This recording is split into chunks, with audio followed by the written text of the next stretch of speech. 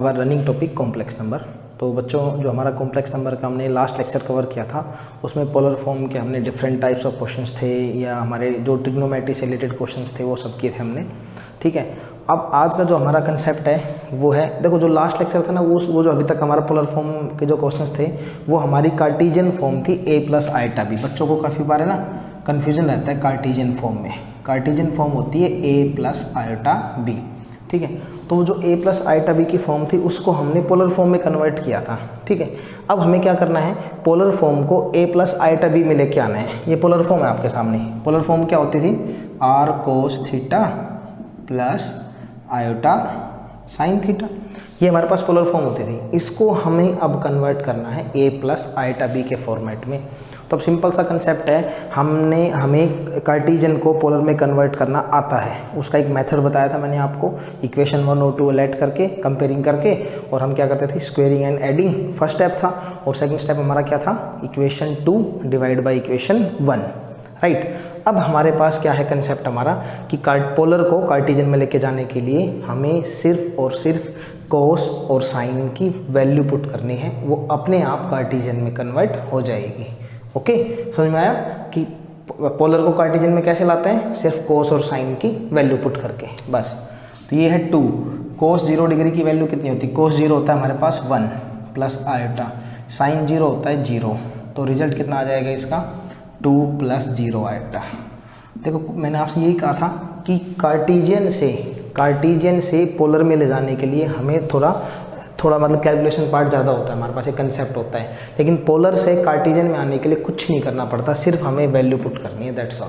ठीक है, अब काफ़ी बच्चों को कोस 2, ये हमारा आंसर आ गया a प्लस आइटा b की फॉर्म में, a plus iota b, a की वैल्यू आ गई 2 और b की वैल्यू आ गई 0, b की वैल्यू कितनी आ गई 0। ठीक है, अब काफ़ी बच्चों को कोस 270, यहाँ आपको समझा देता हूँ, कोस 270 डिग्री की वैल्यू फाइंड आउट कैसे करते हैं, और साइन 270 डिग्री की वैल्यू। देखो ये तो कंफर्म है कि हमें 0 से लेके 90 तक याद रखनी होंगी। कहाँ से कहाँ तक, 0 डिग्री से 90 डिग्री तक की वैल्यू हमें लर्न करनी होंगी, याद रखनी पड़ेंगी। बट 90 से आगे चाहे कितनी भी बड़ी वैल्यू हो वो हमें याद नहीं करनी, उसको हम कन्वर्ट करके फाइंड आउट करेंगे। कैसे, वो सिखाता हूँ आपको। जैसे मान लो कोस 270 है तो ये हो जाएगा कोस 180 प्लस 90। देखो 90, 180, 360 और 270, कौन कौन, 90, 180, 270 और 360, इन 4 फॉर्मेट में कन्वर्ट करनी है आपको वैल्यू को, चाहे कितनी भी बड़ी वैल्यू आ जाए। जैसे मान लो आपकी 900 आ गई, तो 900 को हम 360 के 2 टाइम्स 3 टाइम्स इस तरह टाइम्स करके फिर कन्वर्ट करेंगे, वो फिर ट्रिग्नोमेट्री का पार्ट आ जाता है, प्योर ट्रिग्नोमेट्री में। ठीक है, हम यहाँ पर ऐसे कन्वर्ट करेंगे। अब 180 का मतलब मैंने आपको समझाया था, 180 का मतलब होता है नो चेंज। क्या होता है, नो चेंज। तो कोस मेरा कोस रहेगा। ठीक है, 180 प्लस थीटा है, 90 मत समझो इसको थीटा मान के चलो आप। क्या मान के चलो, थीटा। तो 180 प्लस थीटा, तो 180 प्लस थीटा कौन से क्वाड्रेंट में आ जाएगा, थर्ड क्वाड्रेंट में। और थर्ड क्वाड्रेंट के अंदर कोस कैसा होता है हमारा, कोस होता है नेगेटिव।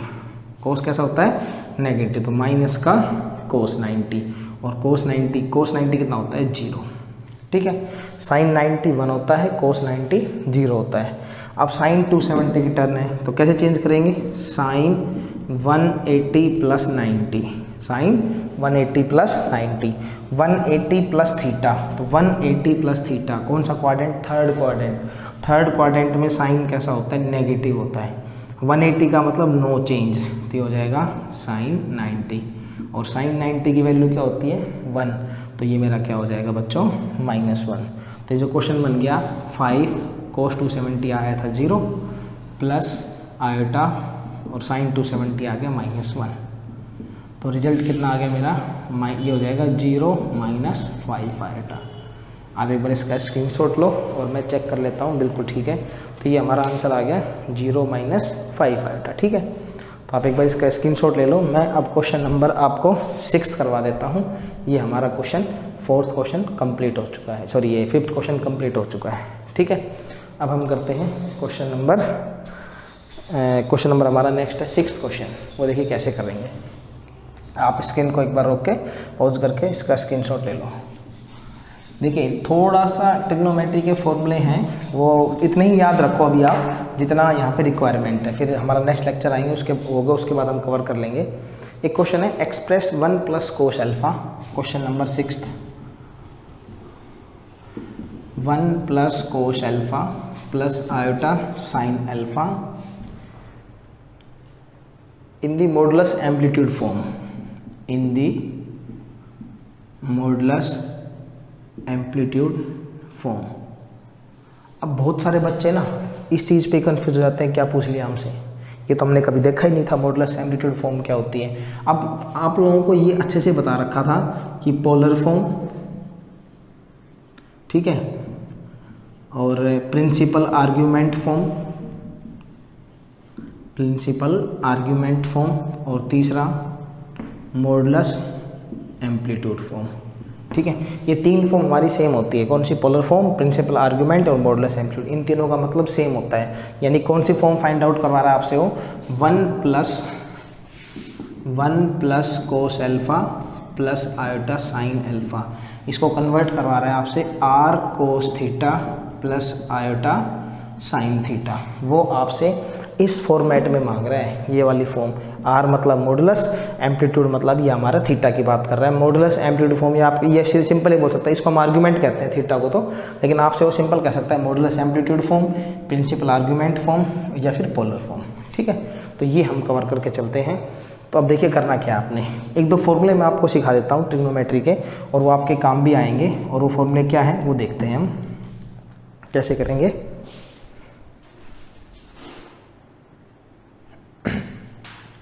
देखो तो वो फॉर्मूला हमारे पास है 1 + cos 2 theta, 1 - cos 2 theta, sine 2 theta और कोस 2 थीटा।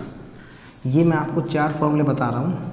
जो फिजिक्स के बच्चे हैं 11th क्लास नॉन मेडिकल के, वो अभी ये फॉर्मूले कर चुके होंगे, क्योंकि फिजिक्स में स्टार्टिंग में आ जाता है मैथमेटिकल टूल्स, उनके जो फर्स्ट जो टॉपिक है उससे पहले ही टीचर करवा देते हैं, ठीक है। बट जो कॉमर्स और आर्ट्स के बच्चे हैं उनके लिए चीज़ बिल्कुल नहीं है। इन्हीं के जैसे 4 क्वेश्चन और लिखाऊंगा मैं यहाँ पे, 4 फॉर्मूले, पहले ये समझा देता हूँ मैं, ठीक है। यहाँ से इसको साफ कर देता हूँ। इन्हीं के जैसे फॉर्मूले आएंगे 1 + cos theta, 1 - cos theta, sine theta और कोस थीटा। देखो इन चारों में और इन चारों में क्या फ़र्क है पहले वो डिस्कस करते हैं। यहाँ पे हमारे पास क्या मेंशन किया हुआ है, 2 थीटा, यहाँ पे थीटा है, यहाँ 2 है, यहाँ पे 1 है, तो एंगल का फ़र्क है और कोई भी नहीं है, ठीक है। तो 1 + कोस 2 थीटा की वैल्यू क्या होती है बच्चों, ये होती है 2 कोस स्क्वायर थीटा। क्या होती है, 1 + cos 2 cos square theta. 1 - cos 2 theta क्या होता है, 2 sine square theta. Sine 2 theta क्या होता है, 2 साइन थीटा कोस थीटा। और कोस 2 थीटा क्या होता है, cos square theta minus sine. आपको सिर्फ इनको याद करना है, इनके डेरिवेशन नहीं करने हैं, क्योंकि डेरिवेशन हमारे पास मैथ्स में नहीं आते, इनका यूज़ होगा अभी। 1 + cos 2 theta, 2 cos square, plus है तो कोस, माइनस है तो साइन। साइन 2 थीटा क्या होता है, 2 साइन थीटा कोस थीटा को। और देखो ये क्वेश्चन आप 10th क्लास में कर चुके हो, आपसे प्रूव करवा चुका है ये फॉर्मूले, लेकिन आपको याद नहीं है 10th क्लास के अंदर जो हमारी ट्रिग्नोमेट्री वाला चैप्टर था उसमें ऑप्शन ऑब्जेक्टिव क्वेश्चन थे, उसके अंदर भी थे थीटा की वैल्यू पुट करने वाले क्वेश्चंस में। अगर मान लो थीटा की वैल्यू 30 डिग्री है या थीटा की वैल्यू 60 डिग्री है तो इसको प्रूव करके दिखाओ, तो आपने वो क्वेश्चन किए हैं, लेकिन आपने उस वक्त उस दौरान उसको एक फॉर्मूला नहीं माना, उसको एक क्वेश्चन माना था आपने, ठीक है। बट यहाँ पे ये क्या आ गया, एक फॉर्मूला बन के आ गया है। अब इसको फॉर्मूले के फॉर्मेट में करेंगे तो 1 + कोस थीटा क्या हो जाएगा, ये 2 था तो 1 आ गया, तो हो जाएगा 2 कोस स्क्वायर थीटा बाय 2। 1 - कोस कितना हो जाएगा, 2 sine square theta by 2। Sine theta क्या बन जाएगा, इसका हाफ हो जाएगा, 2 साइन थीटा बाय 2 कोस, जो जितना भी एंगल यहाँ पे होगा ना इसका आधा हो जाएगा, ये हो जाएगा कोस square theta by 2 minus sign square theta.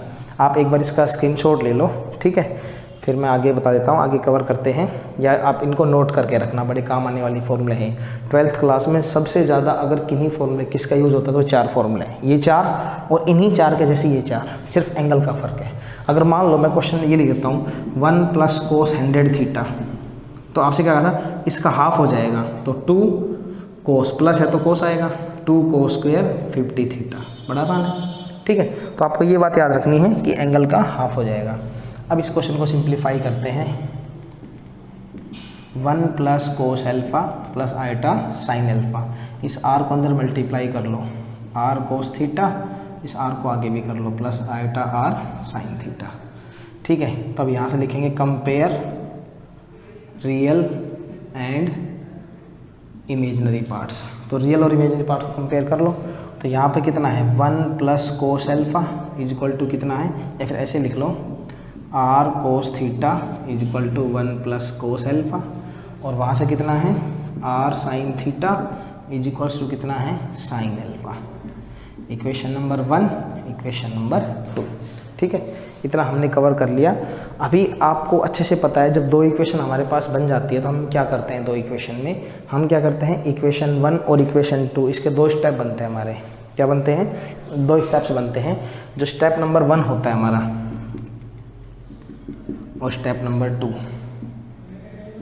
ठीक है, तो स्टेप नंबर 1 क्या कहता है, इक्वेशन स्क्वेयरिंग एंड एडिंग। क्या बोलता है step number 1, squaring and adding.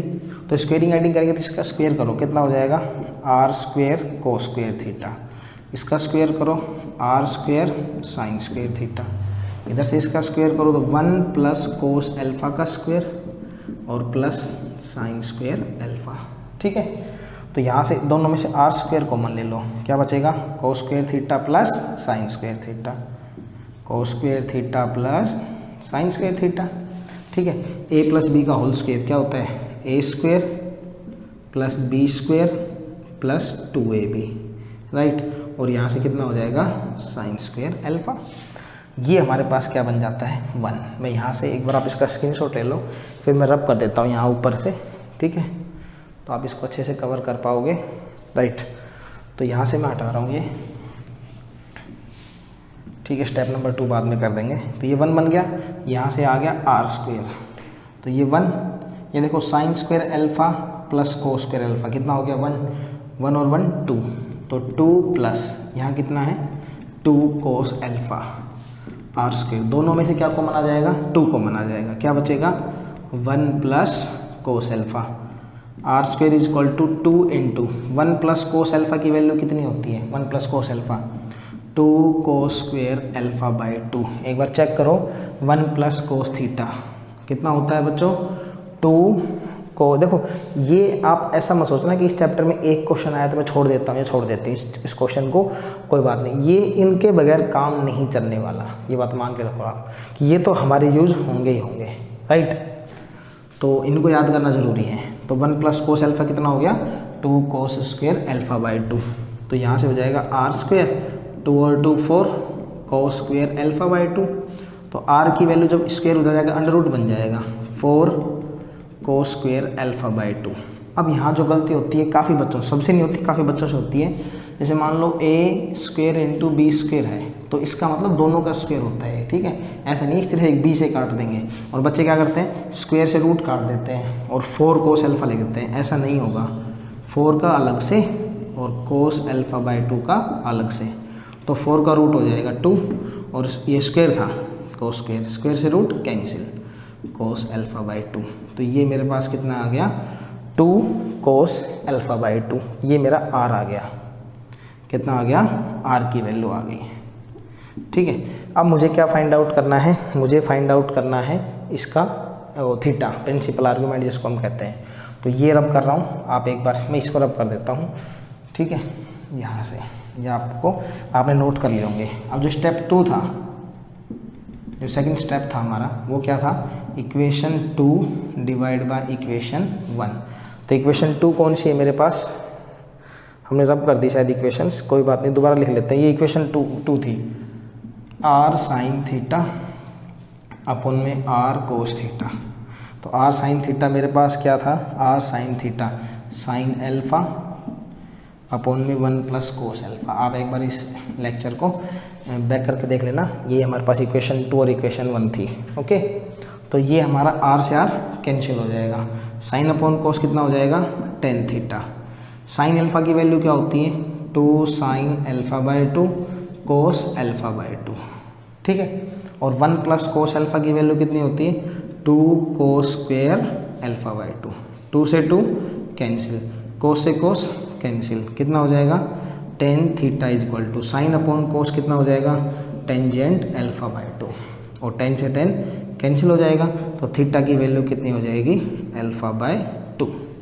तो इस तरह से मेरा आप इस चीज़ को समझ लो ध्यान से कैसे किया हमने, आइडेंटिटी लगाई है साइन अल्फा की, साइन थीटा वाली 2 sine alpha by 2 cos alpha by 2, और 1 प्लस कोस अल्फा क्या था 1 plus cos alpha 2 cos square alpha by 2, 2 से 2 कोस से कोस 10 आ गया, 10 से 10 एडजस्ट हो जाएगा, थीटा की वैल्यू अल्फा बाय 2 आ जाएगी। अब आप ये ध्यान रखना कि इसमें हमारे पास, मैं एक बार स्क्रीन थोड़ा सा जूम कर देता हूँ ताकि आप एक बार स्क्रीनशॉट ले सको अच्छे से इसका, ठीक है ओके।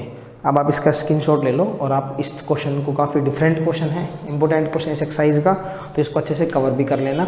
फिर मैं नेक्स्ट क्वेश्चन करवाता हूँ अभी आपको, और इसका जो 7th क्वेश्चन है वो करवा रहा हूँ आपको मैं, राइट। ये आप स्क्रीनशॉट ले लो इस 6th क्वेश्चन का, ओके। देखो 7th क्वेश्चन है वो भी थोड़ा सा डिफरेंट है, कंसेप्ट वाइज है, ट्रिग्नोमेट्री का कंसेप्ट है। इसमें काफ़ी क्वेश्चन हैं, 4-5 क्वेश्चन जिसके अंदर ट्रिग्नोमेट्री का काफ़ी यूज़ कर रहा है वो, ठीक है। तो जो इसका क्वेश्चन है, show that argument, 7th question है इसका, show that argument of Z not, argument of Z not is equals to 2 pi, is equals to 2 pi minus argument of Z, argument of Z, और कह रहा है Z belongs to for non real Z, क्या कह रहा है for non real Z, ये question है बच्चों, ठीक है। अब देखिए कंफ्यूज होने की रिक्वायरमेंट नहीं है, कंफ्यूज होने की जरूरत नहीं है। इसमें प्रॉब्लम क्या है कि हमारे पास जेड कोई भी कॉम्प्लेक्स नंबर है और आपको ये टर्म प्रूव करनी है, तो लेट कर लो सबसे पहले, let Z is equals to R cos theta plus iota sine theta. एक बार चेक कर लेता हूँ पूरा स्क्रीन पे क्लियर विजिबल है या नहीं है, ठीक है ओके। और थोड़ा सा मैं एक बार जूम कर देता हूँ ताकि थोड़ा और अच्छे से विजिबल हो जाए आपको, राइट। तो देखो क्या मेंशन किया हुआ इसमें, Z is equals to R cos theta plus iota sine theta. अब आर्ग्यूमेंट की बात कर रहा है, आर्ग्यूमेंट ऑफ जेड और आर्ग्यूमेंट ऑफ जेड, इसका मतलब आपको याद है कॉम्प्लेक्स कॉन्जुगेट, कॉन्जुगेट का मतलब क्या था ये बताता हूँ, रिवाइज भी करवा दूंगा उसको। आर्ग्यूमेंट का मतलब समझो, आर्ग्यूमेंट ऑफ जेड क्या होता है, जब भी कोई हमारे पास पोलर फॉर्म होती है, उस पोलर फॉर्म के अंदर जो थीटा होता है ना, एंगल होता है, उस एंगल को हम क्या कहते हैं आर्ग्यूमेंट, आर्ग्यूमेंट ऑफ जेड कहते हैं। किसको कहते हैं, जब भी कोई भी पोलर फॉर्म होती है, उस पोलर फॉर्म के अंदर, जैसे मान लो क्वेश्चन दिया मैंने 1 प्लस आयोटा, अब आपसे डायरेक्ट पूछ लेगा आर्ग्यूमेंट ऑफ जेड, एक नंबर में शॉर्ट क्वेश्चन आ गया आर्ग्यूमेंट ऑफ जेड, कैसे फाइंड आउट करेंगे, तो आर्ग्यूमेंट ऑफ जेड के लिए याद रखना tangent theta is equal to imaginary part upon real part, ये डायरेक्ट फॉर्मूला निकालने का। तो इमेजनरी पार्ट कितना है 1 ये, और रियल पार्ट कितना है 1, तो tangent theta is equal to 1, theta की वैल्यू 45, 45 कैसे आई, क्योंकि टेंजेंट थीटा 1 कहाँ पर होता है 45 पे, इसलिए 45 वैल्यू आ गई। तो यही चीज़ है, ये मैं आपको समझाने की कोशिश कर रहा हूँ कि आर्ग्यूमेंट का मतलब क्या होता है, ठीक है। आप अपने जो इंग्लिश का वर्ड आर्ग्यूमेंट होता है उससे मतलब चलना, आर्ग्यूमेंट का मतलब होता है कि जो हमारी कॉम्प्लेक्स नंबर के अंदर पोलर फॉर्म होती है, उसमें थीटा को हम क्या कहते हैं बच्चों, आर्ग्यूमेंट कहते हैं, ओके। तो ये मेरा आर्ग्यूमेंट, ये एक बात और याद रखना कि ये फॉर्मेट होना चाहिए, साइन और कोस दोनों का एंगल सेम होना चाहिए, तब हमारा आर्ग्यूमेंट क्या होगा, थीटा माना जाएगा। तो आर्ग्यूमेंट ऑफ जेड आ गया, ये आर्ग्यूमेंट ऑफ जेड, ठीक है। अब आता है argument of Z complex conjugate, जैसे मान लो मेरा जेड गिवन है 2 + 3 आयोटा, तो जेड कॉन्जुगेट हो जाएगा 2 - 3 आयोटा। याद है आपको कि कॉन्जुगेट के अंदर हम क्या करते हैं, सिर्फ आयोटा का साइन चेंज कर देते हैं, तो वही यहाँ पर करना है, जेड कॉन्जुगेट निकालो, तो जेड कॉन्जुगेट कितना हो जाएगा यहाँ से R cos theta minus iota sine theta. तो अब देखो काफ़ी बच्चे पता क्या करते हैं, आर्ग्यूमेंट ऑफ जेड लिख देते हैं, आर्ग्यूमेंट ऑफ जेड थीटा हो जाएगा, गलत। क्यों गलत है आप सोचो एक बार, फिर आप 1 मिनट के लिए सोचो, फिर मैं आपको आंसर बताऊंगा, फिर देखते हैं कि जो आपने सोचा वो सही था या गलत था। क्या कि आर्गुमेंट ऑफ जेड बार यहाँ थीटा क्यों नहीं, क्योंकि मैं बार बार एक ही बात आपसे कह रहा हूँ कि जो फॉर्मेट होता है इस फॉर्मेट को मत छोड़ा करो। तो जो फॉर्मेट है वो क्या है, R cos theta plus iota sine theta plus iota sine theta minus iota sine theta. गलत हो गया यहाँ पे, ध्यान दो एक बार, ठीक है। तो इसलिए हम आर्गुमेंट ऑफ जेड बार को थीटा नहीं कहेंगे। तो कैसे कहेंगे, यहाँ प्लस लेके आएंगे, क्या कहेंगे, प्लस। एक बार मैं ऐसे कर रहा था, बोले सर प्लस लगा दो, क्या फ़र्क पड़ता है, कोई दिक्कत नहीं है भैया, ऐसे नहीं होता, हमें ट्रिग्नोमेट्री का यूज़ करना होगा। तो मैं आपसे कह रहा था कि कुछ जगह पर ट्रिग्नोमेट्री यूज़ हो रही है, ठीक है। तो लास्ट क्वेश्चन एक्सरसाइज मतलब ये हमारा इस कंसेप्ट का जहाँ ट्रिग्नोमेट्री यूज़ होगी, इसके बाद हमारा जो क्वाड्रेटिक इक्वेशन है नेक्स्ट लेक्चर में हम कवर करेंगे क्वाड्रेटिक इक्वेशंस को। तो वहाँ पे सिंपल है, 2 एक्सरसाइज हैं, दोनों एक्सरसाइज बहुत जल्दी हो जाएंगी, क्योंकि उसके अंदर 10th क्लास में आप कर चुके हो सारे equations of quadratic equation solve किया आपने, डी मेथड से सोल्व कर रखा आपने, मिडिल टर्म स्प्लिट करके भी सोल्व कर रखी है, स्क्वेयरिंग मेथड भी कर रखा आपने।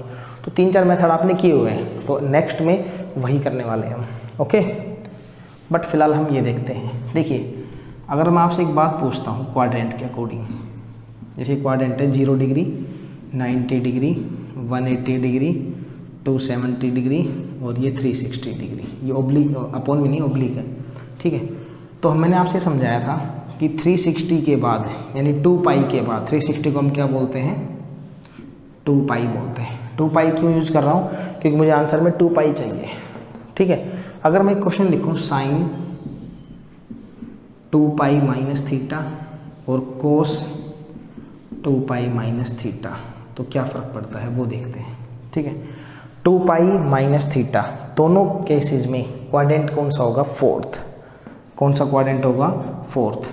और फोर्थ क्वाड्रेंट में आप अच्छे से जानते हैं, तो कोस और एक सीकेंट, कोस और सीकेंट, ये दो तो हमारे क्या होते हैं, पॉजिटिव, ऑल आर नेगेटिव। तो साइन क्या बन जाएगा, नेगेटिव, कोस क्या बन जाएगा, पॉजिटिव, ठीक है। 2 पाई 360 मतलब नो चेंज, 90 और 270 का मतलब क्या होता है, चेंज, और 360 और 180 का मतलब नो चेंज। तो नो चेंज रहेगा, ये कोस थीटा रहेगा और ये हो जाएगा माइनस का साइन थीटा। अब एक बात नोटिस करो आप यहाँ से, ये मेरे पास जेड बार है आर, इस कोस थीटा की जगह मैं ये लिख दूँ, तो इस दोनों चीज़ सेम ही तो है, ये प्लस का कोस थीटा है, ये भी प्लस का कोस थीटा है। तो यहाँ हो जाएगा कोस, यहाँ ब्रैकेट चेंज कर रहा हूँ मैं, कोस 2 पाई माइनस थीटा, ठीक है। ये आयोटा, ये मैं प्लस लिख रहा हूँ, क्यों, क्योंकि iota minus sign theta, minus का साइन थीटा, इसकी वैल्यू कितनी है आपके पास, माइनस साइन थीटा की, ये नहीं, कितनी है, साइन 2 पाई माइनस थीटा। ये याद रखनी पड़ेगी आपको बात, क्या कि कोस थीटा को मैंने क्या लिखा, 2 पाई माइनस थीटा, और माइनस साइन को क्या लिखा मैंने, साइन 2 पाई माइनस थीटा, ठीक है। माइनस साइन क्यों, क्योंकि मुझे आयोटा के साथ प्लस चाहिए, आयोटा के साथ प्लस चाहिए। पहले क्या था, इससे पहले माइनस था, तो मैंने क्या किया, 360 में से माइनस कर दिया, 2 पाई माइनस थीटा कर दिया, ओके। तो जेड कॉन्जुगेट आर, अब ये मेरे पास एग्जैक्टली बन गया, हाँ अब ये मेरे पास पोलर फॉर्म बन गई, Z conjugate R cos theta, ये थीटा सारा का सारा, प्लस आयोटा साइन थीटा, ठीक है। अब करो आप इसको सिंप्लीफाई, तो आर्ग्यूमेंट ऑफ जेड बार, तो क्या बनेगा, आर्ग्यूमेंट ऑफ जेड बार ये बनेगा। तो ये हमारा कॉम्प्लेक्स फॉर्म बन गई। अब इसमें जो कोस और साइन के साथ होता है उसको हम क्या कहते हैं, थीटा कहते हैं बच्चों। तो यहाँ क्या बन जाएगा, 2 pi minus theta, argument of Z bar, तो लेफ्ट हैंड साइड ये, अब ये हो जाएगा 2 पाई थीटा, थीटा की वैल्यू ये रही, थीटा की वैल्यू कितनी है, आर्ग्यूमेंट ऑफ जेड, और यहाँ आ गया आर्ग्यूमेंट ऑफ जेड बार, ठीक है। अब आप एक बार इसको समझो, मैं दोबारा रिपीट कर देता हूँ कि कैसे किया हमने, क्योंकि काफ़ी बार बच्चों को ये क्वेश्चन समझ में आता नहीं है। ये क्वेश्चन था argument of Z bar is equal to 2 pi minus argument of Z, ये प्रूव करना है। तो मैंने जेड लेट कर लिया, R cos theta plus iota sine theta. अब इसके अंदर आर्ग्यूमेंट ऑफ जेड होता है थीटा, जेड कॉन्जुगेट किया तो माइनस लग गया, बट माइनस के अंदर हम आर्ग्यूमेंट नहीं फाइंड आउट करेंगे, क्यों, क्योंकि प्लस होना चाहिए। तो हमने क्या किया, कोस थीटा को और साइन थीटा को 2 पाई माइनस थीटा के फॉर्मेट से चेंज कर लिया। 2 पाई ही क्यों लिया, क्योंकि मुझे 2 पाई में आंसर चाहिए था, ठीक है। तो ये हमारा नेगेटिव था वो पॉजिटिव बन गया वहाँ से, और ये हमने पुट कर दिया। फिर मैंने इसका क्या निकाल लिया, argument of Z bar 2 pi minus theta angle होता है, थीटा की वैल्यू यहाँ से पुट कर दी, ये आपका रिजल्ट आ गया, प्रूव हो गया। ठीक है, तो ये हमारा कॉम्प्लेक्स नंबर में 2 पार्ट है चैप्टर में। फर्स्ट पार्ट कंप्लीट हो चुका है, सेकंड पार्ट नेक्स्ट लेक्चर में कवर करेंगे और वो उस पार्ट का नाम है क्वाड्रेटिक इक्वेशंस। यानी कि सिर्फ और सिर्फ आपको मैं हिंट दे देता हूँ कि क्या करना है, d greater than 0, d equals to 0, d less than. 10th class में क्वाड्रेटिक इक्वेशन नाम का एक चैप्टर था, उसमें ये 3 कंसेप्ट थे, d डिस्क्रिमिनेंट जिसको हम कहते थे। तो ये 2 तो 10th क्लास में थे और ये नहीं था इसका सॉल्यूशन। इसका सॉल्यूशन उन्होंने 11th के लिए छोड़ दिया। ठीक है, सारे काम थोड़ी करेंगे 10th में।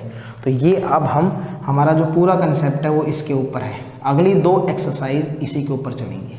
ठीक है, मैंने आपको बता दिया है, आप इनके एग्जांपल्स कवर करना, एनसीईआरटी क्वेश्चंस करो, मेरे पास अब सेंड करो, मैं सबकी नोट कर रहा हूँ। जितने भी जो बच्चा मुझे आंसर सेंड कर रहा है व्हाट्सअप पे, जो भी, जैसे मैंने अभी इसमें कुछ क्वेश्चंस छोड़ दिए हैं बुक के अंदर जो हमारे एक्सरसाइज के थे, ऑलमोस्ट कवर कर लिए हैं। बट एनसीईआरटी क्वेश्चंस कुछ बच्चे सेंड कर रहे हैं, कुछ बच्चे नहीं कर रहे हैं मेरे पास। तो एनसीईआरटी भी करना ऐसा नहीं है, सिर्फ एलिमेंट्स करने हैं आपने। कुछ एनसीईआरटी क्वेश्चन करो, एनसीईआरटी के जितने भी क्वेश्चन हैं सारे मैंडेटरी हैं आपके लिए। हाँ, एलिमेंट्स के लिए आप प्रैक्टिस के लिए कर सकते हो, क्योंकि मैं आपको एलिमेंट्स ही कवर के चल रहा हूँ, तो प्रैक्टिस करो, but NCERT is mandatory for all. Okay.